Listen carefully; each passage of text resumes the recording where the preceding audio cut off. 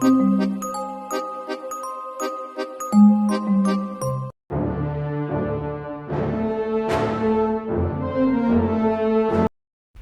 you rather set your cash on fire than pick up a place at a bonfire? Are you channeling Samuel L. Jackson in this format? Would you like to trade a Kieran soul for a much better Kieran soul? Well then have I got a deck for you, Labrynth. The only meta-relevant deck today to not be primarily extra deck focused, Labrynth instead is packed to the brim with powerful trap cards, both in archetype and generic, along with a harem of beautiful lesbian maidens to slowly grind out the win. The typical trap deck in many ways, Labrynth, much like its spiritual predecessors Traptrix and Eldritch, relies on keeping the opponent's field clear with monster and moving trap cards, and then plussing off of those effects with the monsters to make up for the deficit playing traps causes. However, what makes Labrynth so much better than not only Traptrix, but pretty much every trap-focused deck to come before it is twofold. One is the sheer power of the deck's main deck boss monsters, compared to previous strategies, which is to be expected with modern Yu-Gi-Oh's power creep, but more importantly is this deck is the first trap-focused deck ever to have ways around the inherent weakness of trap decks, which that most of them suck going second. Yes, while trap cards are arguably Yu-Gi-Oh's strongest type in a vacuum, the problem is how slow they inherently are in today's format, with you usually having to set them on your turn and wait till at least your opponents to do anything, and when going into a fully established board this can be death for many decks. Labrynth however laughs at these restrictions with multiple cards that allow the set activation trap cards during the opponent's first turn, meaning it can essentially make its plays right when its turn starts and worry less about what it's playing into. Combine that with the power trap cards already have, and you have a meta contender for years. There's a lot to talk about here, so let's dive in.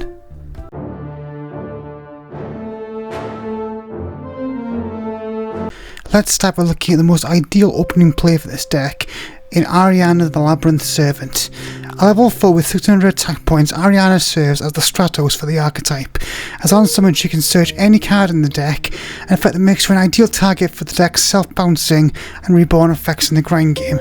In fact, this deck is so grindy and focused on recycling its assets that this standard starter effect alone will make this card very powerful, but also has other abilities to make it even more busted. That being that when a card leaves the field by a trap effect, it allows you to draw one card and then either set a normal trap or summon a fiend from your hand. Like I said, this deck's biggest strength is its ability to lessen the downside of playing trap cards by getting them down much sooner than expected, and this is another example of this, as it's setting up a trap you can use on your own turn, providing you use an opponent's monster during their turn, which is very likely. This also combos well with another card to use the trap on the same turn, but we'll get to that in a bit. Also, don't discount this card's effect to summon a fiend either, as this card is one of the easiest ways we have of summoning one of our two main deck boss monsters, which when we have a full row of back row are hard to deal with, but again we'll talk more about that later on in the video. Up next we have the other member of the Silver Castle's cleaning staff in Ariane the Labrynth Servant.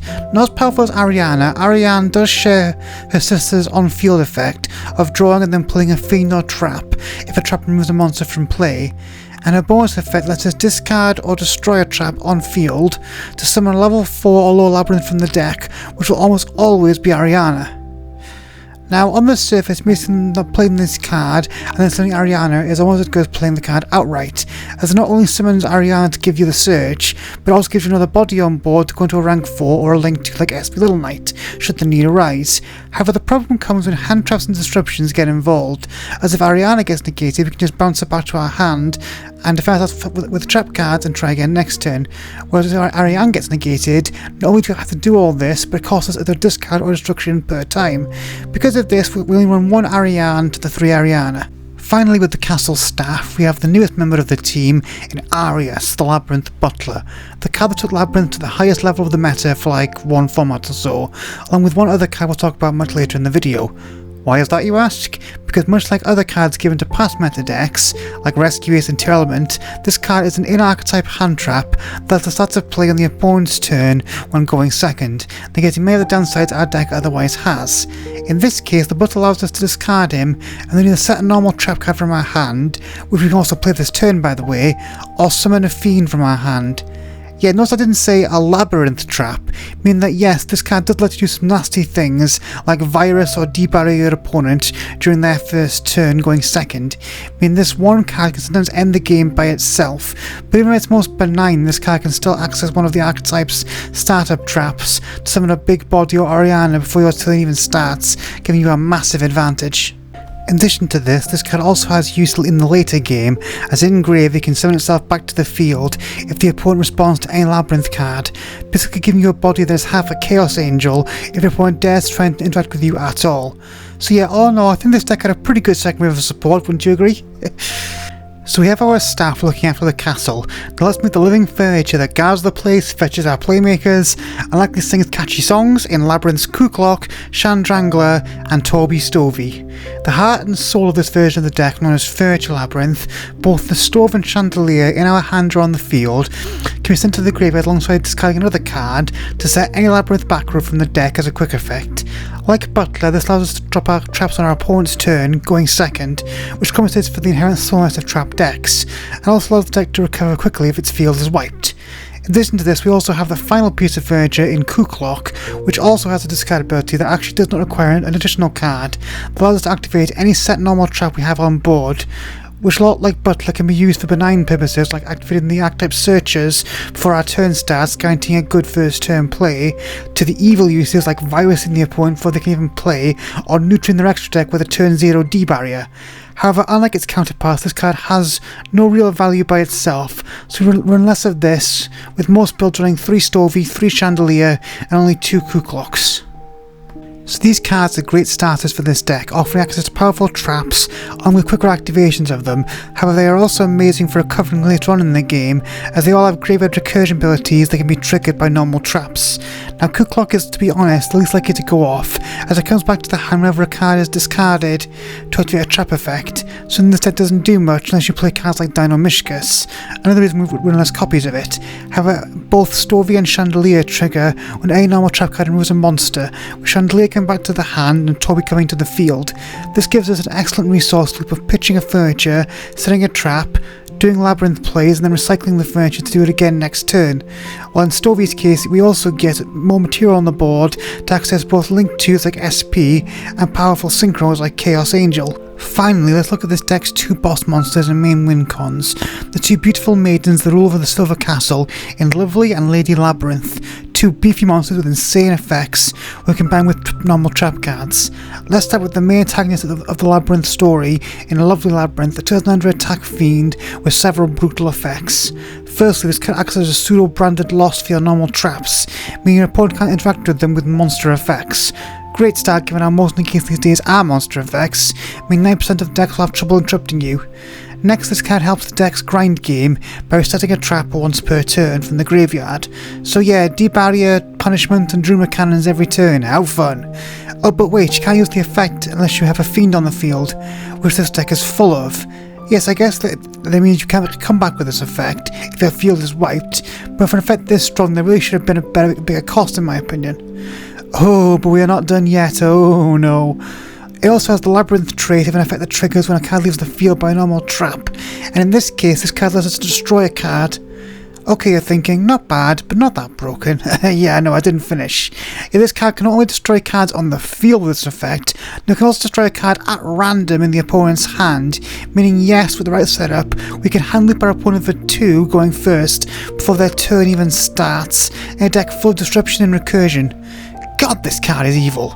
Literally the only thing holding this card back from being the best main deck monster of all time is it has no inherent special summoning condition, meaning you need to use the archetype traps to get it out.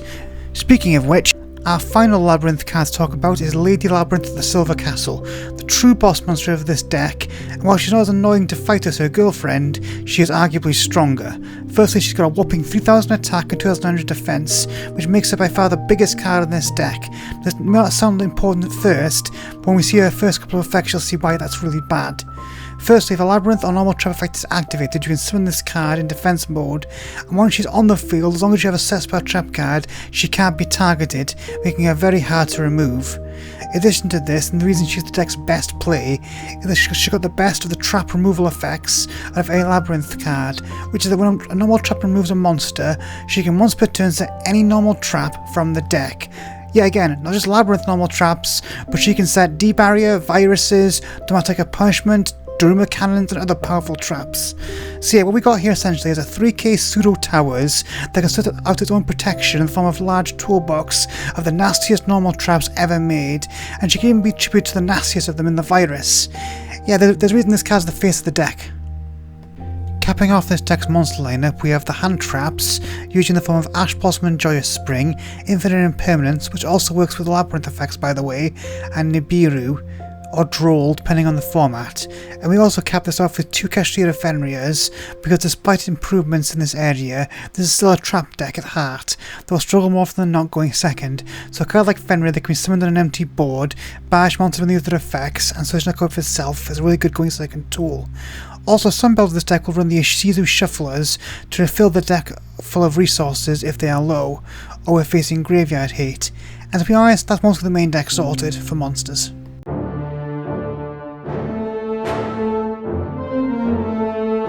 Moving on to the extra deck cards, I do have to circle back to the main deck one more time, because we can run a small Unchained engine in this deck, which includes 1 Shivada and 1 Escape in the main, and 1 Yama, 1 to 3 Red Dog and 1 to 3 Blue Dog in the extra deck. Running this engine offers more recursion with Yama, 2 potential monster removals with the dogs, and another pop with the trap card that can also trigger both the Labrynth monsters and their field spell, but this also does come with an increasing of bricking.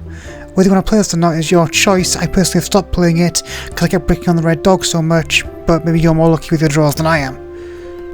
Moving on to the rest of this deck's extra deck, we don't have that much to talk about as most of this deck's best monsters are in the main, but we'll go over them briefly. The most important card in the extra deck is the level 10 Synchro Chaos Angel, which not only boosts a massive 3,500 attack points, but also one of the easiest Synchro summons to make due to being able to treat any light or dark monster as a tuner, meaning yes, any big monster plus Torby or any level 4 plus Butler can indeed make this card. So other than providing a massive body, what does he do? Well, firstly, we're likely to only use Darks to make him, so he gives all our monsters protection in battle. Not the most relevant effect, as most of the monsters are too big to beat over anyway, but battle protection is always appreciated, as it narrows the number of ways our opponent has of outing our board. More importantly, however, this card on summon banishes 1 card our opponent controls, giving this deck another way to deal with destruction effects or graveyard effects, like saying the best deck in the game right now. Next up we have SP Little Knight and her girlfriend IP Masquerena. The most powerful Link 2 ever made, SP on summon can banish any monster from the field or grave as long as an extra tech monster was used to make her. Okay, already pretty good, but what makes her nuts is she also has a quick effect to banish 2 cards, 1 on each field till the end phase, meaning not only can she potentially remove 2 opposing monsters on summon, but she can do it while dodging hand traps as well. And during the opponent's turn as well, when combined with IP's quick link ability, that will also make her immune from destruction by card effects. Yeah, there's a reason this card's about 100 quid right now. Now while these 2 monsters will be the cards we summon the most often from our extra deck, we also do play a bunch of super polymerization targets and good Link 2 monsters like Muckraker to finish off our extra deck. This is because cards like Muckraker give us value by recurring our fiends, whereas the super polymerization is a great card set going first because it gives us the out pretty much any board, which is really important for decks like Fire Kings when you use 1 attribute, which means they can make Mud Dragon very easily. Other than this, the usual good extra deck monsters like Appaloosa, possibly Nightmare Unicorn, Axis Code Talker, and possibly Unchained Abomination are good choices for this deck. But again, you probably won't be using them much because this deck relies mostly on its main deck. Moving on to the spells now.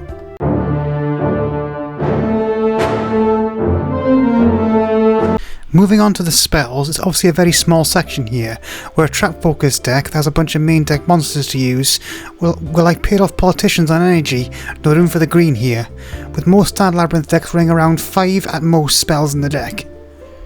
Let's begin with the one archetypal card here in the awfully named Labrynth. Actually, before talking about this card as a card, I've got a rant here. Of all the names they could have given this card, why pick that one? You could have called it Labrynth Silver Castle to match the boss monsters, or if you wanted to keep the pun, you could have called it Labrynth Maze or something. Anyway, rant over, back to the card. As we've seen, the Labrynth monsters mostly get their effects upon traps from moving cards from the field, which is where the deck plays many good generic removal cards, as we'll see soon. However, with 5 to 6 slots in this deck being taken up by the welcome cards, it is very possible we could open up a hand without any removal, which is where this card comes into play, as this card will staple on a destroy one card on the field, non-targeting effect to all your welcome Labrynth cards, meaning with this card in play, it's now almost impossible to open a hand that won't trigger the effects of your staff, furniture and lady effects.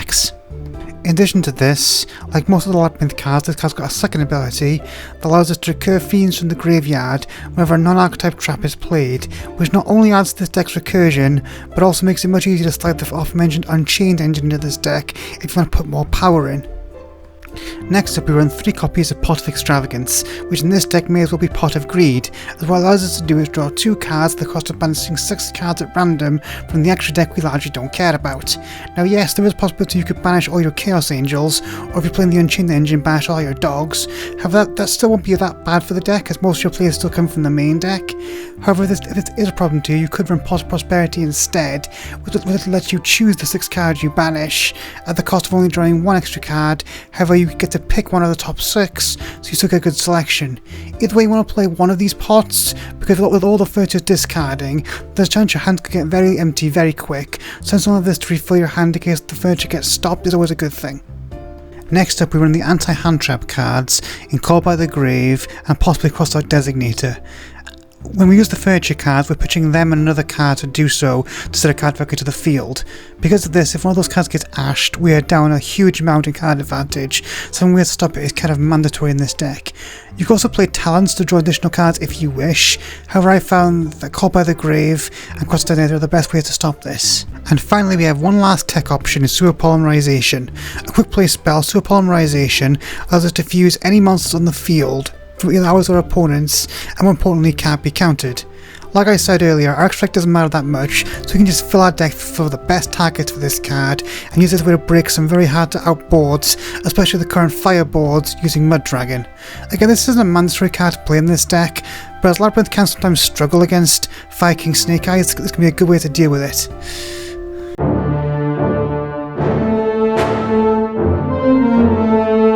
And now let's finally move on to the most important part of this deck, the powerful trap cards, mostly normal ones.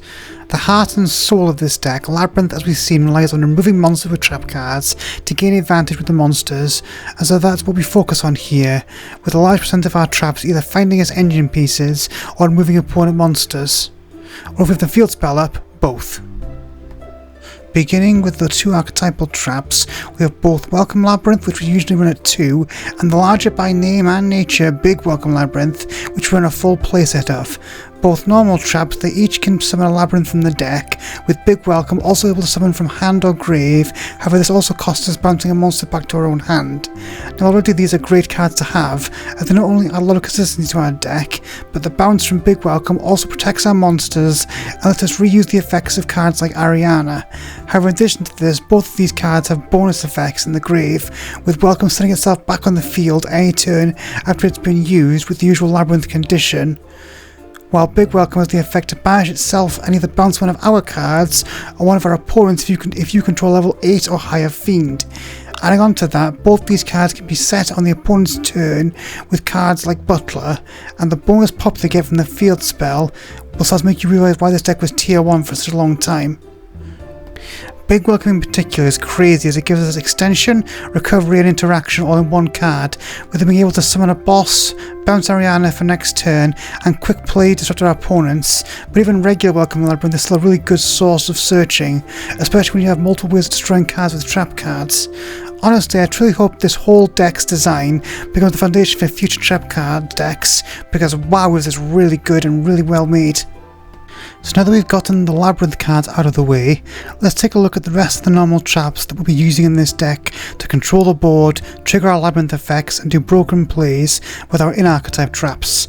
Now with Lady acting as a kind of trap birthing pod for this deck, we're playing a whole bunch of one-ofs, but I want to discuss the 2 cards we play in multiples in this deck, first in the likely Beatrice banning transaction rollback, and the Link nuking Daruma cannon. Starting with the famous Cashtira Crusher, Druid Cannon is a normal trap that upon activation books the entire field, essentially shutting down on-field effects for the turn and making most monsters very easy to run over. However, unlike the card it most closely resembles, Book of Eclipse, this card was made after Link summoning, so it doesn't just ignore the blue boys. No, instead, any card not flipped by this effect is just sent right to the graveyard. Yes, not destroyed, sent. So if, say for example, the top deck of the format was full of Link monsters and destruction effects, this card might be a good counter. The other three we have in this deck is probably the most powerful non-archetypal trap in the deck, as well as my most hated for non-labyrinth reasons in Transaction Rollback. A trap with both an on-field and engrave effect, Rollback can upon activation on-field copy one effect of a trap in the opponent's graveyard at the cost of half our life points. Okay, so good in the mirror, maybe against a deck like Trap Tricks, but nothing amazing, so why is this card so strong in my opinion, and why do I hate it for reasons outside of this deck? Because in the grave this card can be banished, along again with paying half your life points, to copy one of our traps in the graveyard. Which in this deck means 3 more welcomes, 3 more big welcomes, and 3 more copies of all of our normal traps. And if we want to get really scummy, we can play it with the Shiranui trap, and also get a Variety's Emptiness lock for the turn. Which again is not that strong in this deck, but in other decks that can make Beatrice Lady of the Eternal, this is one of the most powerful plays you can make. And it's probably the reason why Beatrice is going to get banned on the next ban list after this video is released, which as a Burning Abyss player really ticks me off. Still in this deck this card is really good at copying our welcomes to give us more advantage, so it's not as toxic.